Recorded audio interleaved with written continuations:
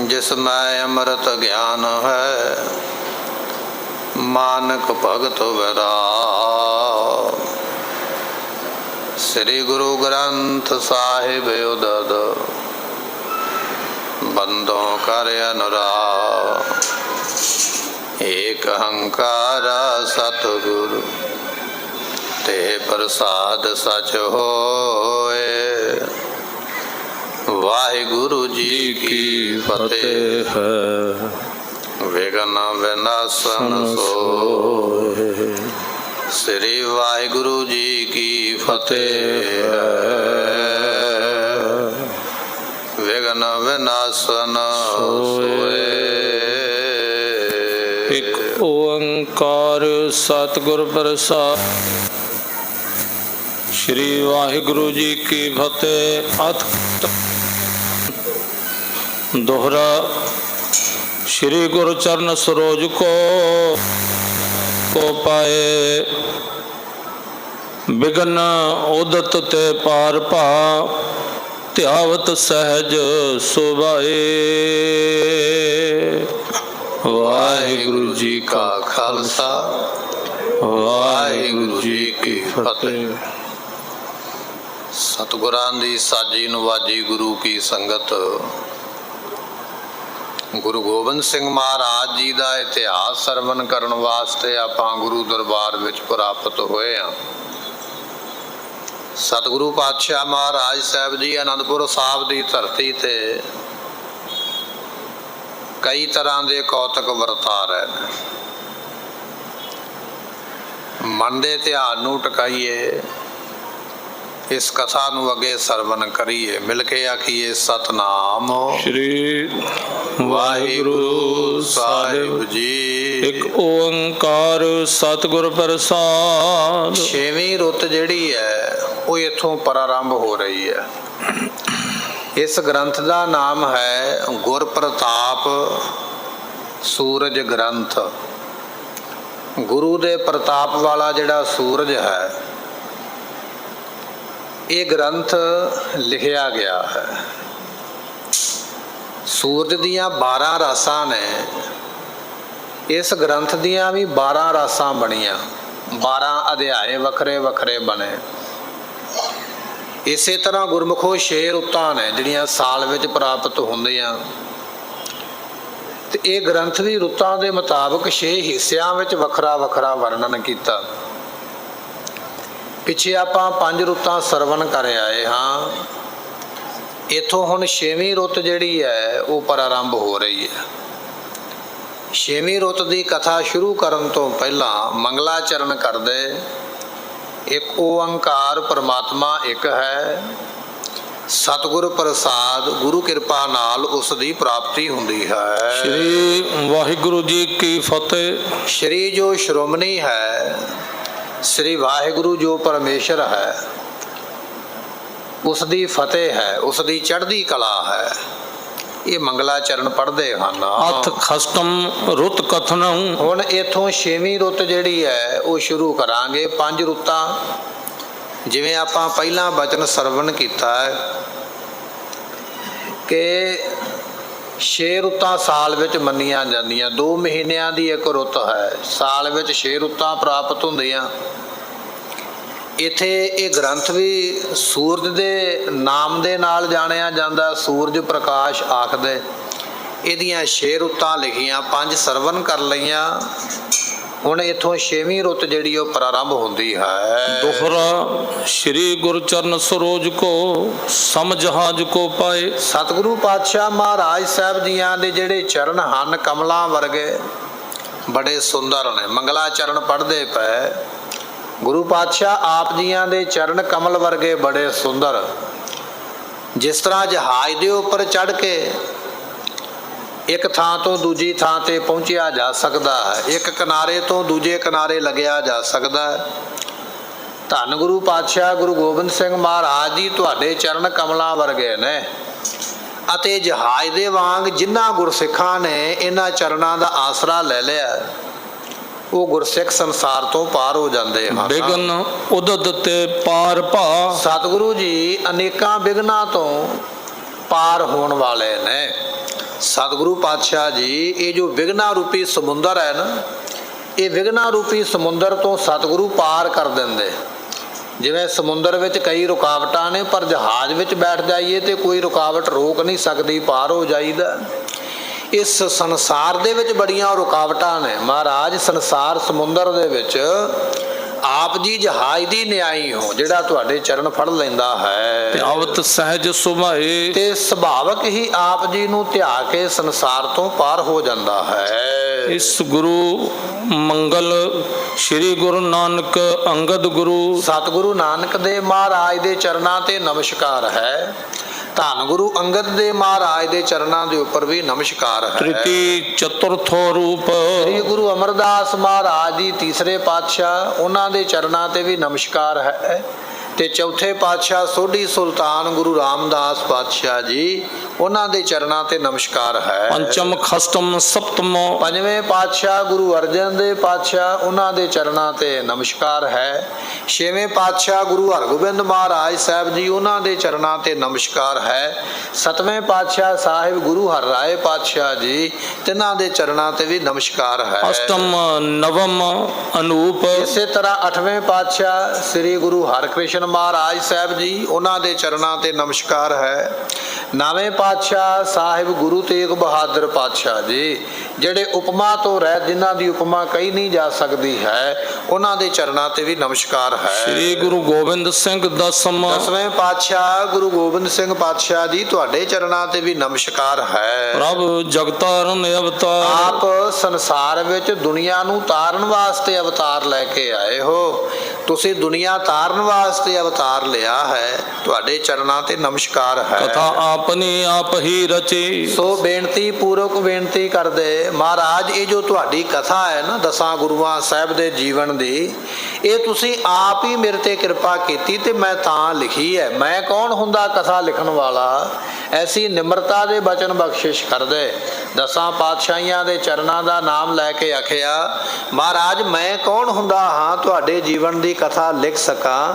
ਇਹ ਤੁਸੀਂ ਮੇਰੇ ਤੇ ਕਿਰਪਾ ਕਰਕੇ ਦਸਾਂ ਗੁਰੂਆਂ ਦਾ ਇਤਿਹਾਸ ਮੇਰੇ ਕੋਲੋਂ ਲਿਖਵਾਇਆ ਹੈ। ਰਚੀ ਸਹਿਤ ਵਿਸਥਾਰ, ਅਤੇ ਬੜੇ ਵਿਸਥਾਰ ਦੇ ਨਾਲ ਗੁਰਮੁਖੋ ਗ੍ਰੰਥ ਤੇ ਬੜੇ ਬਣੇ ਨੇ, ਪਰ ਜਿਹੜੀ ਦਸਾਂ ਗੁਰੂਆਂ ਦੀ ਕਥਾ ਇਸ ਗ੍ਰੰਥ ਵਿੱਚ ਲਿਖੀ ਗਈ ਹੈ ਨਾ, ਕਿਸੇ ਵੀ ਗ੍ਰੰਥ ਵਿੱਚ ਇਹੋ ਜਿਹੀ ਕਥਾ ਨਹੀਂ ਮਿਲਦੀ ਹੈ।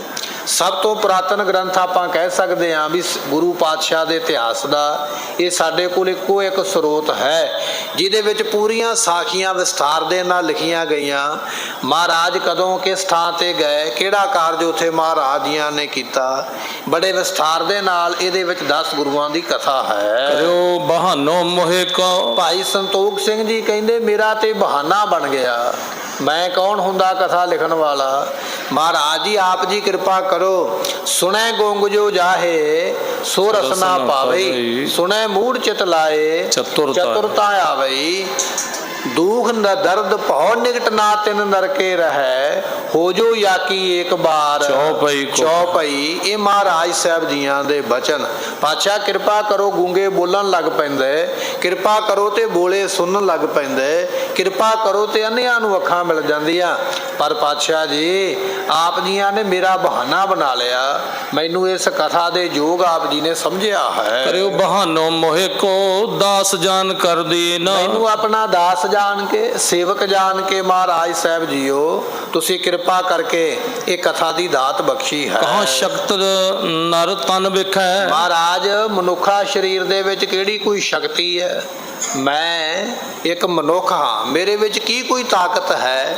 ਭਾਈ ਸੰਤੋਖ ਸਿੰਘ ਜੀ ਲਿਖਦੇ ਕਿ ਜੋ ਮੈਂ ਆਪ ਜੀ ਦਾ ਇਤਿਹਾਸ ਲਿਖ ਸਕਾਂ ਜਾਂ ਕਹਿ ਸਕਾਂ, ਮਨੁੱਖ ਦੇ ਵਿੱਚ ਇੰਨੀ ਤਾਕਤ ਨਹੀਂ ਹੈ। ਜਿਹਵਾ ਏਕ ਹੋਵੇ ਲੱਖ ਕੋਟੀ, ਲੱਖ ਕੋਟੀ ਕੋਟ ਧਿਆਵੇ ਗੋ, ਇੰਨਾ ਵੱਡਾ ਆਪ ਜੀ ਦਾ ਇਹ ਜੀਵਨ ਹੈ। ਮਹਾਰਾਜ ਮੈਂ ਇੱਕ ਮਨੁੱਖ ਵਿਚਾਰਾ ਕੀ ਹਾਂ ਜੋ ਆਪ ਜੀ ਦੇ ਇਤਿਹਾਸ ਨੂੰ ਕਹਿ ਸਕਾਂ। ਸੰਚਨ ਕਰੈ ਪ੍ਰਵੀਨ, ਮਹਾਰਾਜ ਆਪ ਜੀਆਂ ਨੇ ਮੇਰੇ ਤੇ ਕਿਰਪਾ ਕੀਤੀ ਹੈ, ਜੋ ਮੇਰੇ ਕੋਲੋਂ ਇਤਿਹਾਸ ਇਕੱਠਾ ਕਰਵਾਇਆ ਹੈ। ਨਹੀਂ ਤੇ ਮੈਂ ਕੌਣ ਹੋ ਸਕਦਾ ਹਾਂ। ਸਭ ਇੱਛਾ ਪੂਰਨ ਕਰੀ, ਮਹਾਰਾਜ ਜੀ ਆਪ ਜੀ ਨੇ ਮੇਰੀਆਂ ਸਾਰੀਆਂ ਇੱਛਾ ਪੂਰੀਆਂ ਕੀਤੀਆਂ ਹਨ। ਅਲਤ ਬਿਖੈ ਸੁਖ ਦੀਨ, ਇਸ ਲੋਕ ਦੇ ਵਿੱਚ ਸੁਖ ਦਿੱਤਾ ਹੈ, ਪਰਲੋਕ ਦੇ ਵਿੱਚ ਵੀ ਸੁਖ ਬਖਸ਼ਿਸ਼ ਕਰੋਗੇ।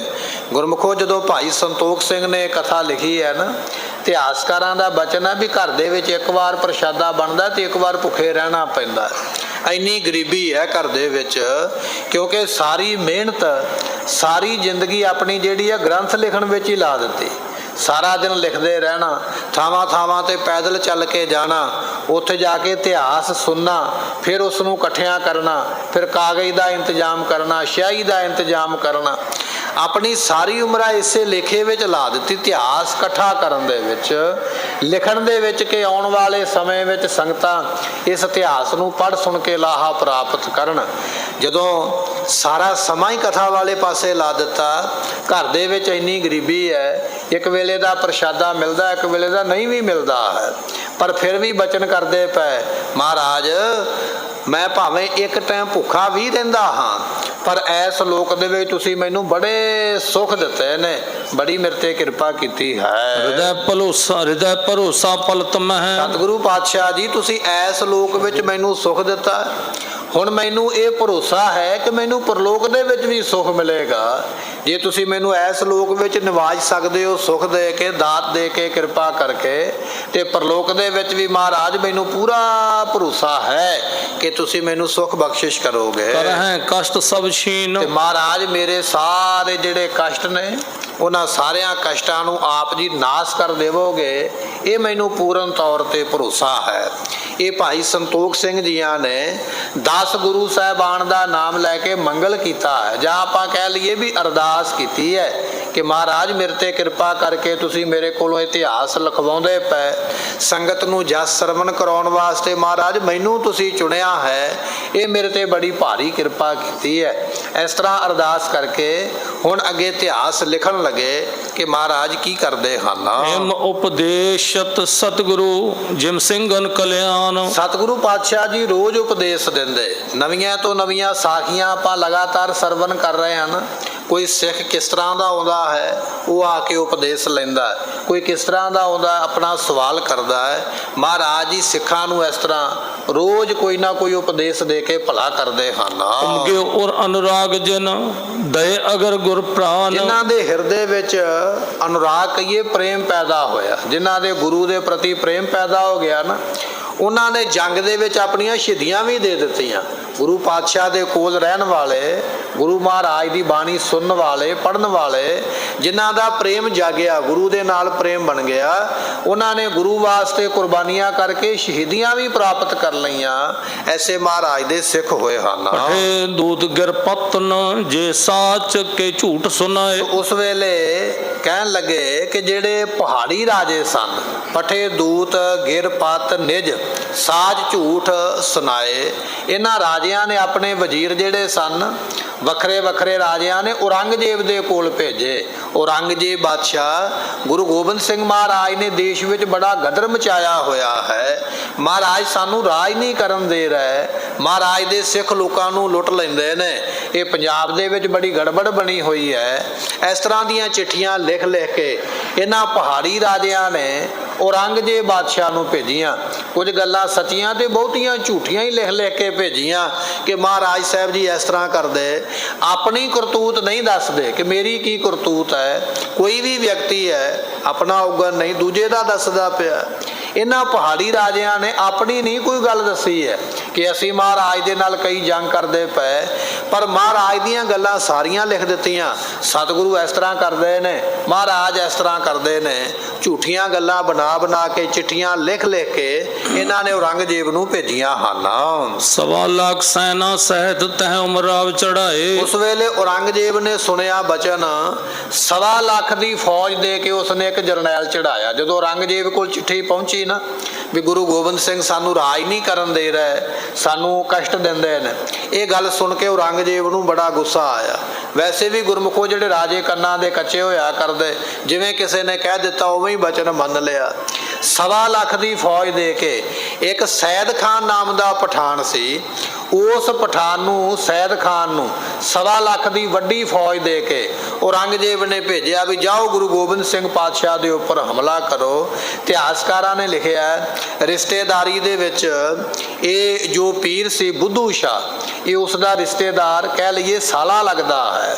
ਇਹ ਸੈਦ ਖਾਨ ਜਿਹੜਾ ਪਠਾਨ ਹੈ 1.25 ਲੱਖ ਦੀ ਵੱਡੀ ਫੌਜ ਲੈ ਕੇ ਗੁਰੂ ਗੋਬਿੰਦ ਸਿੰਘ ਪਾਤਸ਼ਾਹ ਤੇ ਹਮਲਾ ਕਰਨ ਵਾਸਤੇ ਇਸ ਜਰਨੈਲ ਨੂੰ ਔਰੰਗਜ਼ੇਬ ਨੇ ਭੇਜਿਆ ਹੈ। ਚੌਪਈ ਸੈਦੇ ਖਾਨ ਪਠਾਨ ਚੜਿਆ। ਸੈਦ ਖਾਨ ਨਾਮ ਦਾ ਜਿਹੜਾ ਪਠਾਨ ਹੈ, ਗੁਰਮੁਖੋ ਸੈਦੇ ਖਾਨ ਜਾਂ ਸੈਦ ਖਾਨ ਕਹਿ ਲਈਏ, ਇਹ ਪਠਾਨ 1.25 ਲੱਖ ਦੀ ਫੌਜ ਲੈ ਕੇ ਚੜਨ ਵਾਸਤੇ ਮਹਾਰਾਜ ਤੇ ਹਮਲਾ ਕਰਨ ਵਾਸਤੇ ਆਇਆ ਹੈ। ਚਾਹੇ ਗੁਰੂ ਸੰਗ ਯੁੱਧ ਮਚਾਏ। ਗੁਰੂ ਪਾਤਸ਼ਾਹ ਦੇ ਨਾਲ ਜੰਗ ਮਚਾਉਣੀ ਚਾਹੁੰਦਾ ਹੈ ਕਿ ਮਹਾਰਾਜ ਦੇ ਨਾਲ ਮੈਂ ਜੰਗ ਕਰਕੇ ਤੇ ਫੜ ਕੇ ਲਿਆਵਾਂ।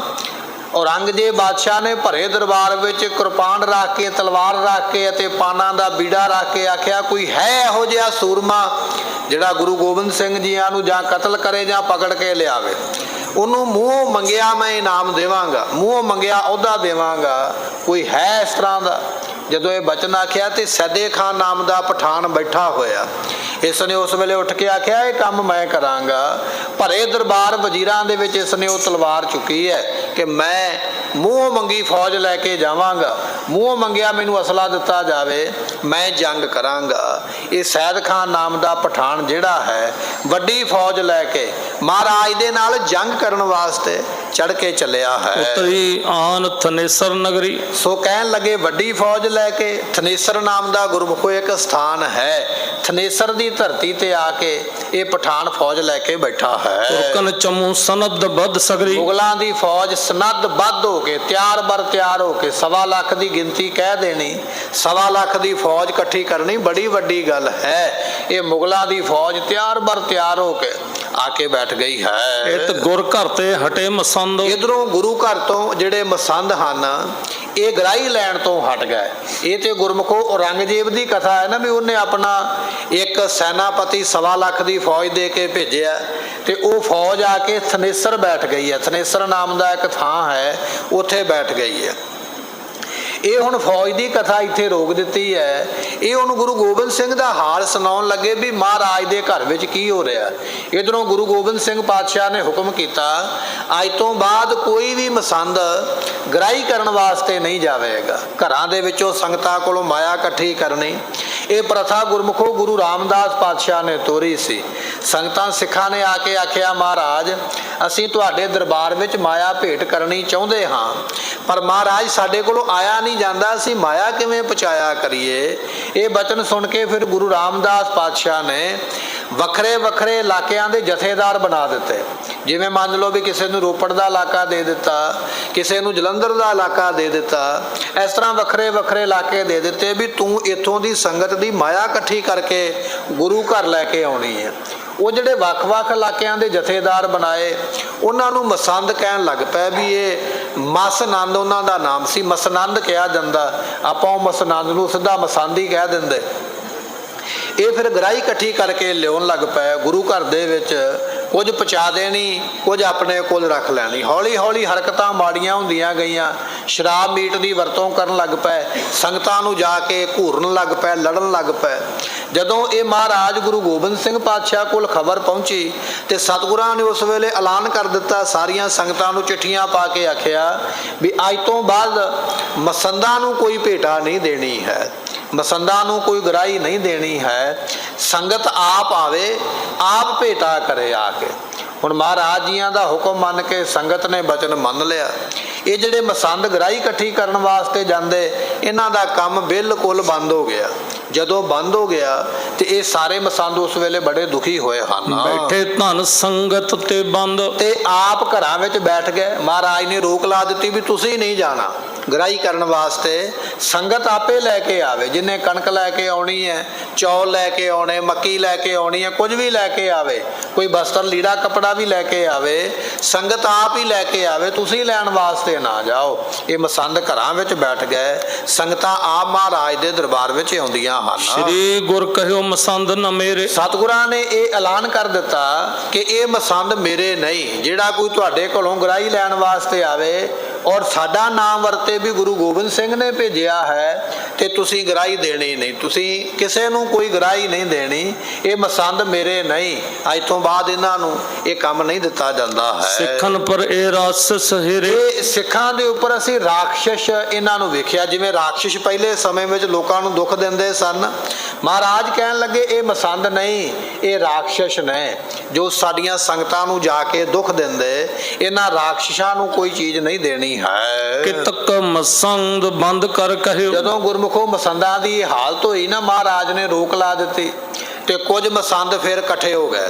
ਉਹਨਾਂ ਨੇ ਇਕੱਠੇ ਹੋ ਕੇ ਨਾ ਇੱਕ ਜਥਾ ਬਣਾ ਕੇ ਤੇ ਗੁਰੂ ਗੋਬਿੰਦ ਸਿੰਘ ਦੇ ਅੱਗੇ ਫਿਰ ਫਰਿਆਦ ਕੀਤੀ ਆ ਕੇ, ਮਹਾਰਾਜ ਨੂੰ ਕਹਿਣ ਲੱਗੇ ਹਨ ਕਰੀ ਏਕ ਨੇ ਦੁੱਖ ਸਭ ਲਹੇ। ਮਹਾਰਾਜ ਹੋ ਸਕਦਾ ਇੱਕ ਮਸੰਦ ਨੇ ਗਲਤੀ ਕੀਤੀ ਹੋ ਸਕਦੀ ਹੈ, ਮਹਾਰਾਜ ਦੋ ਮਸੰਦਾਂ ਨੇ ਗਲਤੀ ਕੀਤੀ ਹੋ ਸਕਦੀ ਹੈ, ਜਾਂ ਮੰਨ ਲਓ ਵੀ 4-5 ਮਸੰਦਾਂ ਨੇ ਗਲਤੀ ਕੀਤੀ ਹੋਵੇਗੀ, ਸਜ਼ਾ ਤੁਸੀਂ ਸਾਰਿਆਂ ਨੂੰ ਦਿੱਤੀ ਹੈ।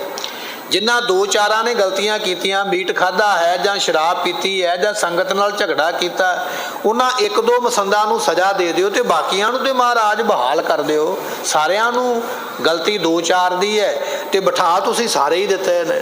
ਇਸ ਤਰ੍ਹਾਂ ਮਸੰਦ ਜਾ ਕੇ ਮਹਾਰਾਜ ਨੂੰ ਆਖਦੇ ਹਨ ਖਤਾ ਪ੍ਰਥਮ ਕੀ ਬਖਸ਼ਣ ਕਰੀਏ। ਮਹਾਰਾਜ ਚਲੋ ਜੇ ਮੰਨ ਲਓ ਗਲਤੀ ਹੋ ਗਈ ਹੈ ਤੇ ਸਾਨੂੰ ਗਲਤੀ ਮਾਫ ਕਰ ਦਿਓ, ਇੱਕ ਵਾਰੀ ਗਲਤੀ ਮਾਫ ਕਰਨਾ ਕਰੋ। ਆਪਣੇ ਜਾਨ ਦਇਆ ਔਰ ਧਰੀਏ। ਸਤਿਗੁਰੂ ਸਾਨੂੰ ਆਪਣੇ ਜਾਣ ਕੇ ਦਇਆ ਕਰੋ ਨਾ, ਸਾਡਾ ਤੋਰੀ ਫੁਲਕਾ ਪ੍ਰਸ਼ਾਦਾ ਪਾਣੀ ਤਾਂ ਹੀ ਚੱਲਦਾ ਵੀ ਅਸੀਂ ਸੰਗਤ ਕੋਲ ਜਾਂਦੇ ਗਰਾਹੀ ਇਕੱਠੀ ਕਰਦੇ, ਤੇ ਸਤਿਗੁਰੂ ਤੁਸੀਂ ਸਾਰਿਆਂ ਨੂੰ ਬੰਦ ਕਰ ਦਿੱਤਾ, ਆਪਣੇ ਜਾਣ ਕੇ ਸਾਡੀ ਗਲਤੀ ਮਾਫ ਕਰਨਾ ਕਰੋ। ਅਬ ਤੇ ਜੋ ਸਿੱਖ ਕੇ ਘਰ ਜਾਏ। ਅੱਜ ਤੋਂ ਬਾਅਦ ਜਿਹੜਾ ਕੋਈ ਸਿੱਖ ਜਾਵੇਗਾ, ਮਹਾਰਾਜ ਤੁਸੀਂ ਇੱਕ ਵਾਰੀ ਹਾਂ ਕਰ ਦਿਓ, ਅਸੀਂ ਸਾਰਿਆਂ ਨੇ ਮਤਾ ਪਕਾਇਆ ਹੈ ਵੀ ਅੱਜ ਤੋਂ ਬਾਅਦ ਜਦੋਂ ਵੀ ਅਸੀਂ ਕਿਸੇ ਸਿੱਖ ਦੇ ਘਰ ਵਿੱਚ ਜਾਵਾਂ ਕਰਾਂਗੇ, ਖੁਸ਼ੀ ਹੋਏ ਦੇ ਸੋਹਮ ਲਿਆਏ। ਜੋ ਸਿੱਖ ਆਪਣੇ ਆਪ ਦੇਵੇ ਵੀ ਆਹ ਗੁਰੂ ਗੋਬਿੰਦ ਸਿੰਘ ਦੇ ਘਰ ਦੇ ਵਿੱਚ ਮੇਰੇ ਵੱਲੋਂ 1 ਰੁਪਈਆ ਲੈ ਜਾਓ, ਮੇਰੇ ਵੱਲੋਂ 5 ਰੁਪਈਏ ਲੈ ਜਾਓ, ਮੇਰੇ ਵੱਲੋਂ ਇੱਕ ਜਿਹੜਾ ਬੋਰੀ ਹੈ ਆਟੇ ਦੀ ਲੈ ਜਾਓ, ਮੇਰੇ ਵੱਲੋਂ ਇੱਕ ਬੋਰੀ ਜਿਹੜੀ ਹੈ ਮੱਕੀ ਦੀ ਲੈ ਜਾਓ। ਜਿਹੜਾ ਪਰਿਵਾਰ ਆਪਣੇ ਆਪ ਦਿਆ ਕਰੇਗਾ ਉਹ ਅਸੀਂ ਲੈ ਕੇ ਆਵਾਂ ਕਰਾਂਗੇ, ਆਪਣੇ ਆਪ ਨਹੀਂ ਮੰਗਾ ਕਰਾਂਗੇ। ਸਗਰੇ ਮਾਰੇ ਏਕ ਪਿਸ਼ਾਰੀ। ਸਤਿਗੁਰੂ ਗਲਤੀ ਇੱਕ ਨੇ ਕੀਤੀ ਹੈ ਤੇ ਸਜ਼ਾ ਸਾਰਿਆਂ ਨੂੰ, ਇੱਕ ਦੇ ਕਰਕੇ ਸਾਰਿਆਂ ਨੂੰ ਮਹਾਰਾਜ ਐਸੀ ਸਜ਼ਾ ਨਾ ਦਿਓ, ਇੱਕ ਕਰਕੇ ਸਾਰੇ ਮਰ ਜਾਣਗੇ। ਅਬ ਵਰਤ ਹੈ ਗੁਰਬਚ ਅਨੁਸਾਰੀ। ਸਤਿਗੁਰੂ ਜੀ ਹੁਣ ਤੁਹਾਡੇ ਬਚਨਾਂ ਦੇ ਅਨੁਸਾਰ ਚੱਲਾਂਗੇ। ਗੁਰਮੁਖੋ ਕਦੇ ਸਮਾਂ ਸੀ ਇਹ ਮਸੰਦ ਇਹ ਗੱਲ ਕਹਿੰਦੇ ਸਨ ਵੀ ਗੁਰੂ ਬਣਾਉਣਾ ਸਾਡੇ ਹੱਥ ਵਿੱਚ ਹੈ, ਜੇ ਅਸੀਂ ਚਾਹੀਏ ਨਾ ਤੇ ਗੁਰੂ ਗੋਬਿੰਦ ਸਿੰਘ ਨੂੰ ਗੁਰਤਾ ਗੱਦੀ ਤੋਂ ਲਾ ਵੀ ਸਕਦੇ ਹਾਂ, ਕਿਸੇ ਹੋਰ ਸੋਢੀ ਨੂੰ ਗੁਰੂ ਬਣਾ ਵੀ ਸਕਦੇ ਹਾਂ, ਜੇ ਅਸੀਂ ਚਾਹੀਏ ਤੇ ਧੀਰਮੱਲ ਨੂੰ ਵੀ ਗੁਰੂ ਬਣਾ ਕੇ ਉਹਦੀ ਪੂਜਾ ਕਰਵਾ ਸਕਦੇ। ਕਦੇ ਇਹ ਮਸੰਦ ਇੰਨੇ ਤਾਕਤਵਰ ਔਰ ਇੰਨੇ ਹੰਕਾਰੀ ਸਨ ਵੀ ਐਸੀਆਂ ਗੱਲਾਂ ਕਰਦੇ ਵੀ ਗੁਰੂ ਬਣਾਉਣਾ ਸਾਡੇ ਹੱਥ ਵਿੱਚ ਹੈ।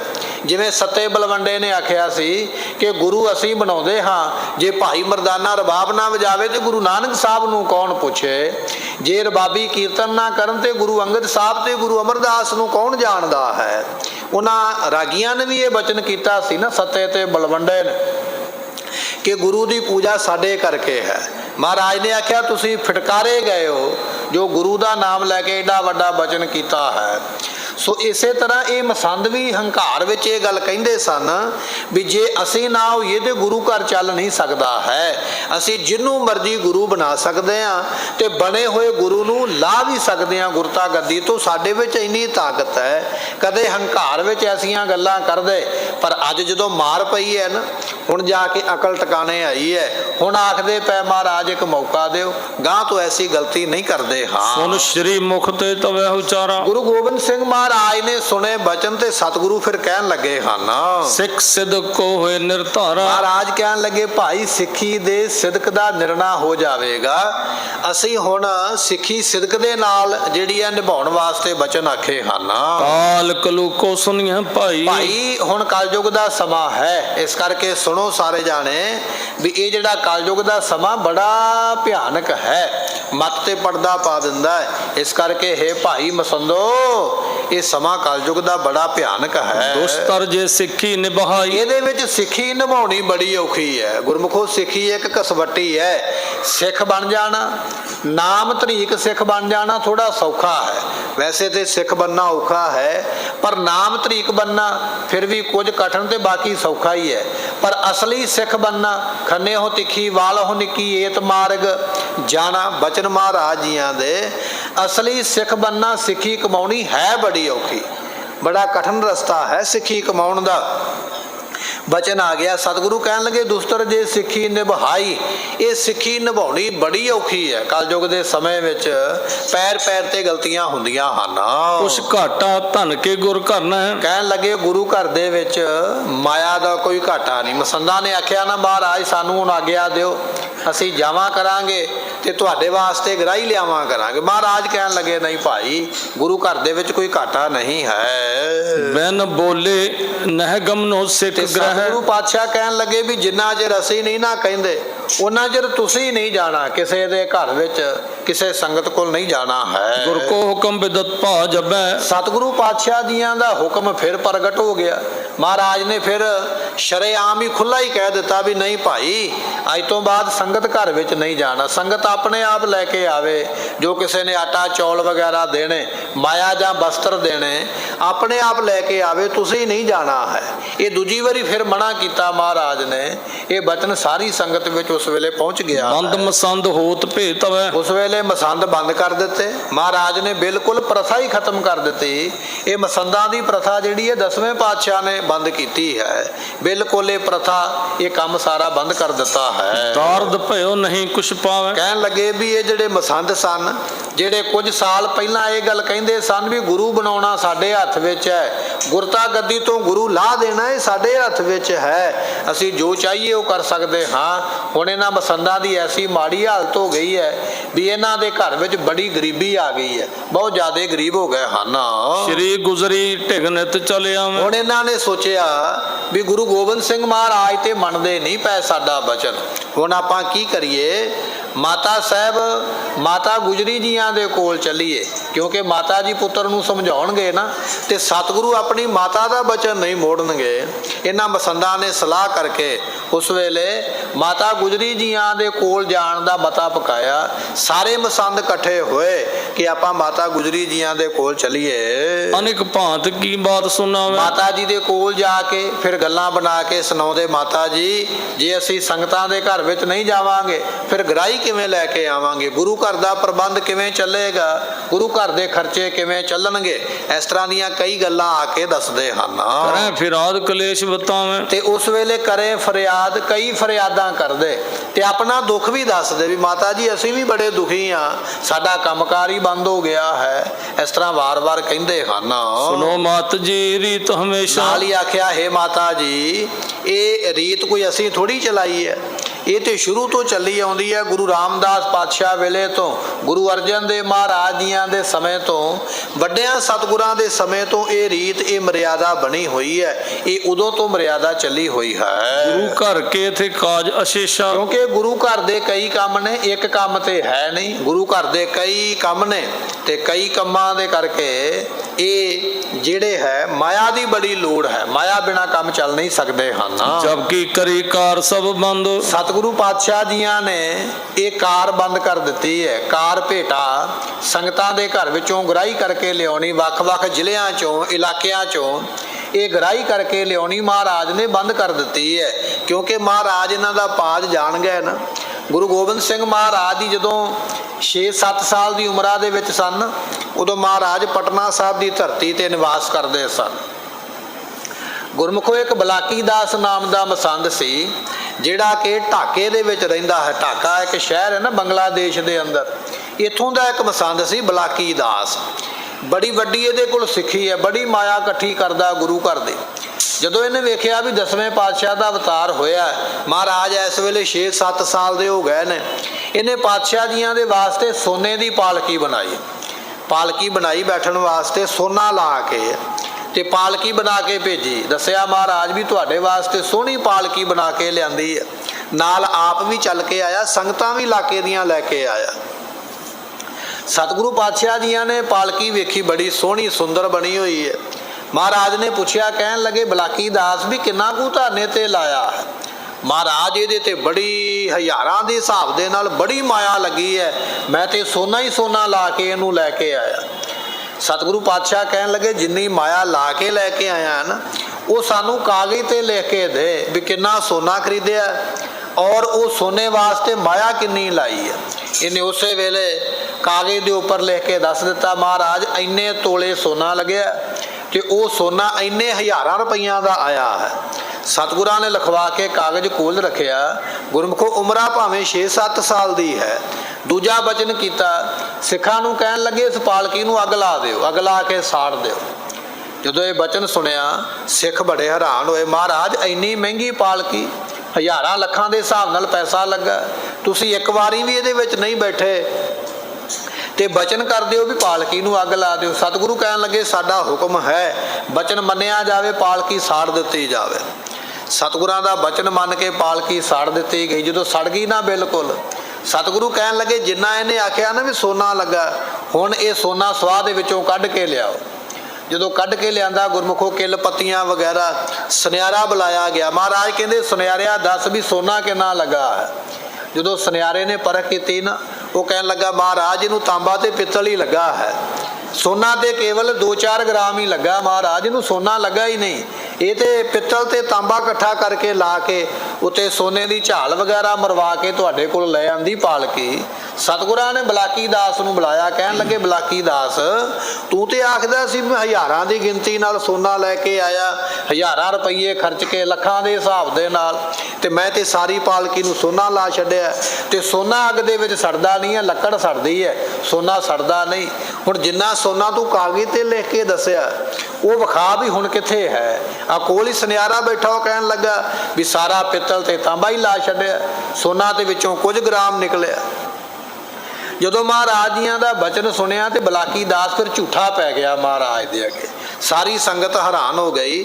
ਮਹਾਰਾਜ ਦੀ ਉਮਰਾਂ ਤੇ 6-7 ਸਾਲ ਦੀ ਹੈ ਤੇ ਬੜੀ ਵੱਡੀ ਵਿਉਂਤ ਬਣਾਈ ਮਹਾਰਾਜ ਨੇ ਇਹਦਾ ਝੂਠ ਫੜਨ ਵਾਸਤੇ। ਇਸ ਤਰ੍ਹਾਂ ਮਹਾਰਾਜ ਜੀ ਛੋਟੀ ਉਮਰ ਤੋਂ ਹੀ ਇਹਨਾਂ ਮਸੰਦਾਂ ਦੀਆਂ ਹਰਕਤਾਂ ਤੋਂ ਜਾਣੂ ਸਨ ਵੀ ਇਹ ਕਰਦੇ ਕੀ ਨੇ। ਖਰਚਾ ਥੋੜਾ ਹੁੰਦਾ, ਲਿਖ ਬਹੁਤਾ ਦੇਣਾ, ਤੇ ਲਿਆਉਣਾ ਥੋੜਾ ਤੇ ਇਕੱਠਾ ਬਹੁਤਾ ਕਰ ਲੈਣਾ। ਸਤਿਗੁਰੂ ਜਾਣ ਗਏ ਵੀ ਇਹ ਬਹੁਤ ਜ਼ਿਆਦਾ ਕਪਟੀ ਬੰਦੇ ਨੇ। ਇਸ ਕਰਕੇ ਮਹਾਰਾਜ ਨੇ ਆਖਿਆ ਮਸੰਦ ਪ੍ਰਥਾ ਬਿਲਕੁਲ ਬੰਦ ਹੈ। ਹੁਣ ਮਸੰਦਾਂ ਨੇ ਵੇਖਿਆ ਵੀ ਮਹਾਰਾਜ ਦੇ ਤੇ ਸਾਨੂੰ ਜਾਣਦੇ ਨੇ, ਸਾਡੀਆਂ ਕਰਤੂਤਾਂ, ਤੇ ਸਾਡਾ ਬਚਨ ਮੰਨਦੇ ਨਹੀਂ।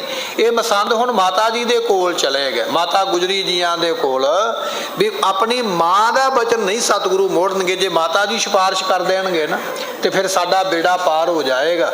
ਇਸ ਕਰਕੇ ਇਹ ਮਸੰਦ ਮਾਤਾ ਜੀ ਦੇ ਕੋਲ ਜਾ ਕੇ ਆਖਦੇ, ਮਾਤਾ ਜੀ ਜੇ ਅਸੀਂ ਗਰਾਈ ਇਕੱਠੀ ਨਹੀਂ ਕਰਾਂਗੇ ਤੇ ਗੁਰੂ ਘਰ ਦੇ ਕੰਮ ਰੁਕ ਜਾਣਗੇ। ਅਜੇ ਵੀ ਆਪਣੀ ਕਰਤੂਤ ਨਹੀਂ ਦੱਸਦੇ ਪਏ ਵੀ ਸਾਡੇ ਤੇ ਬੜਾ ਔਖਾ ਸਮਾਂ ਆ ਗਿਆ, ਅਜੇ ਵੀ ਆਖਦੇ ਵੀ ਗੁਰੂ ਘਰ ਦਾ ਕੰਮ ਤੇ ਬੰਦ ਹੀ ਹੋ ਜਾਣਾ ਹੈ। ਇਸ ਤਰ੍ਹਾਂ ਜਾ ਕੇ ਕਹਿੰਦੇ ਹਨ। ਜਬ ਕੀ ਕਰੀ ਕਾਰ ਸਭ ਬੰਦ। ਸਤਿਗੁਰਾਂ ਨੇ ਇਹ ਸਾਰੀ ਕਾਰ ਭੇਟਾ ਇਕੱਠੀ ਕਰਨੀ, ਸੰਗਤ ਦੇ ਘਰਾਂ ਵਿੱਚੋਂ ਗੁਰਾਈ ਇਕੱਠੀ ਕਰਨੀ, ਮਹਾਰਾਜ ਨੇ ਬੰਦ ਕਰ ਦਿੱਤੀ ਹੈ। ਸਨੇ ਸਨੇ ਪਰ ਗਏ ਸਭ ਮੰਦ। ਤੇ ਮਹਾਰਾਜ ਹੌਲੀ ਹੌਲੀ ਕਰਕੇ ਸਾਰੇ ਕੰਮ ਮੰਦੇ ਪੈ ਗਏ। ਵੈਸੇ ਗੁਰੂ ਘਰ ਦਾ ਕੰਮ ਕੋਈ ਮੰਦਾ ਨਹੀਂ ਪਿਆ ਹੈ। ਵਿਦਵਾਨਾਂ ਦਾ ਬਚਨ ਹੈ ਮਹਾਰਾਜ ਨੇ 9 ਕਰੋੜ ਰੁਪਏ ਦਾ ਸੋਨਾ ਜਿਹੜਾ ਸੀ ਨਾ, ਸੋਨਾ ਤੇ ਮਾਇਆ, ਇਹ 9 ਕਰੋੜ ਦੀ ਸਤਲੁਜ ਦਰਿਆ ਵਿੱਚ ਪਵਾਈ ਸੀ ਜਦੋਂ ਅਨੰਦਪੁਰ ਸਾਹਿਬ ਛੱਡਣ ਤੋਂ ਪਹਿਲਾਂ। ਇੰਨਾ ਧਨ ਉਸ ਵੇਲੇ ਜਮ੍ਹਾਂ ਸੀ। ਇਹ ਮਸੰਦ ਇਹ ਗੱਲ ਕਹਿ ਰਹੇ ਨੇ ਵੀ ਸਾਡੇ ਬਿਨਾ ਕੰਮ ਨਹੀਂ ਚੱਲਣਾ ਤੇ ਗੁਰੂ ਘਰ ਮਾਇਆ ਦਾ ਘਾਟਾ ਪੈ ਗਿਆ ਤੇ ਗੁਰੂ ਘਰ ਦੇ ਕੰਮ ਚੱਲਦੇ ਨਹੀਂ ਪਏ, ਵੀ ਮੱਠੇ ਪੈ ਗਏ ਨੇ, ਹੌਲੇ ਪੈ ਗਏ ਨੇ। ਪਰ ਇਹਨਾਂ ਮਸੰਦਾਂ ਨੂੰ ਪਤਾ ਨਹੀਂ, ਇਹਨਾਂ ਤੋਂ ਬਿਨਾਂ ਹੀ ਇੰਨੀ ਮਾਇਆ ਜਮ੍ਹਾਂ ਹੋ ਗਈ ਹੈ ਕਿ ਅਨੰਦਪੁਰ ਸਾਹਿਬ ਦਾ ਖਜ਼ਾਨਾ 9 ਕਰੋੜ ਦਾ ਲਿਖਿਆ ਵਿਦਵਾਨਾਂ ਨੇ ਵੀ ਮਹਾਰਾਜ ਨੇ ਸਤਲੁਜ ਦੇ ਵਿੱਚ ਪਵਾਇਆ ਸੀ, ਜਿਹਦੇ ਵਿੱਚ ਸੋਨਾ, ਚਾਂਦੀ ਤੇ ਰੁਪਈਏ ਸਨ। ਮਹਾਰਾਜ ਨੇ ਹੀਰੇ ਕਿੰਨੇ ਪਵਾਏ, ਜਵਾਹਰਾਤ ਕਿੰਨੇ ਪਵਾਏ, ਔਰ ਬਸਤਰ ਰੇਸ਼ਮ ਦੇ ਕਿੰਨੇ ਪਵਾਏ, ਉਹਨਾਂ ਦੀ ਕੋਈ ਗਿਣਤੀ ਨਹੀਂ ਹੈ। ਉਹ ਇਸ ਤੋਂ ਵੀ ਅੱਗੇ ਬਾਹਰ ਨੇ। ਐਡਾ ਵੱਡਾ ਖਜ਼ਾਨਾ ਸੀ ਮਹਾਰਾਜ ਦਾ ਜੋ ਸਤਿਗੁਰਾਂ ਦੇ ਕੋਲ ਇਹ ਮਾਇਆ ਦੇ ਰੂਪ ਦੇ ਵਿੱਚ ਸਤਿਗੁਰਾਂ ਨੇ ਸਤਲੁਜ ਵਿੱਚ ਪਵਾਇਆ। ਜਦੋਂ ਪਹਾੜੀ ਰਾਜਿਆਂ ਨੂੰ ਪਤਾ ਲੱਗਾ ਵੀ ਮਹਾਰਾਜ ਨੇ ਇੰਨੇ ਕਰੋੜ ਰੁਪਈਆ, ਗੁਰਮੁਖੋ ਉਹਨਾਂ ਸਮਿਆਂ ਵਿੱਚ ਤੇ ਹੋ ਸਕਦਾ ਵੀ ਇਹ ਕਰੋੜ ਸ਼ਬਦ ਕਿਸੇ ਨੇ ਸੁਣਿਆ ਹੀ ਨਾ ਹੋਵੇ। ਇੰਨੀ ਵੱਡੀ ਰਕਮ ਕੌਣ ਜਾਣਦਾ ਸੀ ਉਸ ਵੇਲੇ। ਜਦੋਂ ਉਹਨਾਂ ਰਾਜਿਆਂ ਨੂੰ ਪਤਾ ਲੱਗਾ ਨਾ ਵੀ ਇੰਨਾ ਧਨ ਮਹਾਰਾਜ ਨੇ ਸਤਲੁਜ ਵਿੱਚ ਪਵਾ ਦਿੱਤਾ, ਰਾਤ ਨੂੰ ਆਪਣੀ ਫੌਜ ਲੈ ਕੇ ਕਈਆਂ ਲੈ ਕੇ ਆ ਗਏ। ਸਤਲੁਜ ਦਰਿਆ ਸਾਰੀ ਰਾਤ ਪੱਟਦੇ ਰਹੇ, ਟੋਏ ਮਾਰ ਮਾਰ ਕੇ, ਇੱਥੋਂ ਲੱਭ ਜਾਵੇਗਾ, ਇੱਥੋਂ ਲੱਭ ਜਾਏਗਾ। ਸਾਰਾ ਦਰਿਆ ਪੱਟ ਮਾਰਿਆ, ਇੱਕ ਆਨਾ ਵੀ ਇਹਨਾਂ ਦੇ ਹੱਥ ਵਿੱਚ ਨਹੀਂ ਆਇਆ। ਸਵੇਰੇ ਜਾ ਕੇ ਸਿੱਖਾਂ ਨੇ ਦੱਸਿਆ ਮਹਾਰਾਜ ਜੀ ਜਿਹੜਾ ਖਜ਼ਾਨਾ ਆਪਾਂ ਸਤਲੁਜ ਵਿੱਚ ਪਾ ਕੇ ਆਏ ਆ, ਉਹ ਸਾਰੀ ਰਾਤ ਰਾਜੇ ਫੌਜ ਲੈ ਕੇ ਲੱਭਦੇ ਰਹੇ ਪਰ ਲੱਭਿਆ ਨਹੀਂ। ਮਹਾਰਾਜ ਨੇ ਸੁਣ ਕੇ ਬਚਨ ਹੱਸ ਕੇ ਆਖਿਆ, ਕਹਿਣ ਲੱਗੇ ਭਾਈ ਉਹ ਕਿਸੇ ਨੂੰ ਵੀ ਨਹੀਂ ਲੱਭੇਗਾ। ਉਹ ਖਜ਼ਾਨਾ ਅਸੀਂ ਸਤਲੁਜ ਵਿੱਚ ਸਾਂਭ ਦਿੱਤਾ ਹੈ। ਜਦੋਂ ਸਾਡੇ ਖਾਲਸੇ ਦਾ ਰਾਜ ਆਵੇਗਾ ਉਸ ਵੇਲੇ ਉਹ ਖਜ਼ਾਨਾ ਸਾਡਾ ਖਾਲਸਾ ਹੀ ਪ੍ਰਗਟ ਕਰੇਗਾ। ਖਾਲਸੇ ਤੋਂ ਬਿਨਾ ਕੋਈ ਜਿੰਨਾ ਮਰਜ਼ੀ ਯਤਨ ਕਰ ਲਵੇ ਉਥੋਂ ਮਿੱਟੀ ਤੇ ਪੱਥਰ ਹੀ ਹੱਥ ਆ ਸਕਦੇ, ਮਾਇਆ ਨਹੀਂ ਕਿਸੇ ਦੇ ਹੱਥ ਆਵੇਗੀ। ਉਹ ਅਸੀਂ ਆਪਣਾ ਖਜ਼ਾਨਾ ਸਾਂਭਿਆ ਹੈ। ਇਹ ਬਚਨ ਮਹਾਰਾਜ ਜੀਆਂ ਨੇ ਆਖੇ ਸਨ। ਸੋ ਇਹ ਬਚਨ ਇਹ ਹੈ ਵੀ ਗੁਰੂ ਘਰ ਦੇ ਵਿੱਚ ਧਨ ਦਾ ਕੋਈ ਘਾਟਾ ਨਹੀਂ ਹੈ, ਪਰ ਇਹ ਮਸੰਦ ਕਹਿ ਰਹੇ ਨੇ ਵੀ ਜੇ ਅਸੀਂ ਗ੍ਰਾਹੀ ਕਰਨ ਨਾ ਗਏ ਤੇ ਗੁਰੂ ਘਰ ਦੇ ਵਿੱਚ ਬੜੇ ਘਾਟੇ ਪੈ ਜਾਣੇ ਹਨ। ਨਹੀਂ ਆਮਦਨ ਧਨ ਕੀ ਹੋਏ। ਜੇ ਸਾਡੇ ਨਾ ਜਾਣ ਕਰਕੇ ਗੁਰੂ ਘਰ ਦੇ ਵਿੱਚ ਧਨ ਦੀ ਆਮਦਨੀ ਨਾ ਆਈ, ਮਾਇਆ ਨਹੀਂ ਆਉਂਦੀ ਹੈ। ਦੇਣ ਲੈਣ ਪੁਨ ਕਿਮ ਕਰ ਹੋਏ। ਤੇ ਮਾਤਾ ਜੀ ਫਿਰ ਦੇਣਾ ਲੈਣਾ ਕਿਵੇਂ ਹੋਵੇਗਾ? ਕਿਉਂਕਿ ਮਾਇਆ ਆਉਂਦੀ ਤੇ ਲੰਗਰ ਵੀ ਤਾਂ ਚੱਲਦਾ। ਮਾਇਆ ਆਉਂਦੀ ਹੈ ਤੇ ਜਿਹੜੇ ਸਿਪਾਹੀ ਨੇ ਉਹਨਾਂ ਨੂੰ ਤਨਖਾਹ ਵੀ ਤਾਂ ਮਿਲਦੀ ਹੈ। ਜੇ ਮਾਇਆ ਹੈ ਤੇ ਘੋੜਿਆਂ ਦਾ ਰਸਤ ਬਸਤ ਲੈ ਕੇ ਆਉਣੀ ਹੈ, ਸੰਗਤਾਂ ਦਾ ਪ੍ਰਬੰਧ ਕਰਨਾ। ਮਾਤਾ ਜੀ ਸਭ ਕੁਝ ਮਾਇਆ ਕਰਕੇ ਹੀ ਹੈ ਨਾ, ਤੇ ਜੇ ਮਾਇਆ ਹੀ ਨਾ ਹੋਈ ਤੇ ਪ੍ਰਬੰਧ ਕਿਵੇਂ ਕਰਾਂਗੇ? ਇਸ ਤਰ੍ਹਾਂ ਮਸੰਦ ਜਾ ਕੇ ਮਾਤਾ ਜੀ ਨੂੰ ਕਹਿੰਦੇ ਹਨ। ਇਤਿਆਦਿਕ ਨਿਤ ਮਾਤਾ ਪਾਸ। ਰੋਜ਼ ਜਾਂਦੇ 2-4 ਮਸੰਦ ਗਰੁੱਪ ਬਣਾ ਬਣਾ ਕੇ ਮਾਤਾ ਜੀ ਦੇ ਕੋਲ ਜਾਂਦੇ ਹਨ।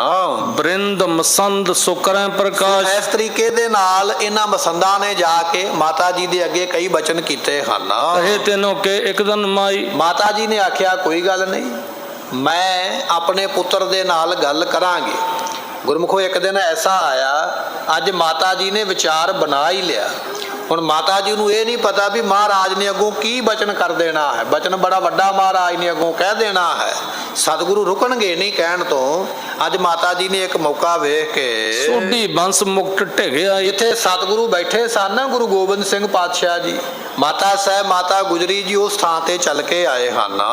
ਕਹਿਤ ਭਈ ਬੇਟਾ ਸੁਨ ਅਬੈ। ਉਸ ਵੇਲੇ ਮਾਤਾ ਜੀ ਕਹਿਣ ਲੱਗੇ, ਹੇ ਪੁੱਤਰ ਮੈਂ ਤੁਹਾਡੇ ਨਾਲ ਇੱਕ ਬਚਨ ਕਰਨ ਵਾਸਤੇ ਆਈ ਹਾਂ, ਤੁਹਾਨੂੰ ਕੁਝ ਕਹਿਣ ਵਾਸਤੇ ਆਈ ਹਾਂ। ਮੇਰੇ ਬਚਨ ਆਪ ਜੀ ਸੁਣਨਾ ਕਿਮ ਕਰੋ। ਸੰਸਾਰ ਕੋ ਕਾਰਜ ਨਿਭੈ। ਮਾਤਾ ਜੀ ਕਹਿਣ ਲੱਗੇ, ਹੇ ਪੁੱਤਰ ਮਾਇਆ ਬਿਨਾ ਸੰਸਾਰ ਦਾ ਕੰਮ ਥੋੜੀ ਕੋਈ ਹੋ ਸਕਦਾ ਹੈ।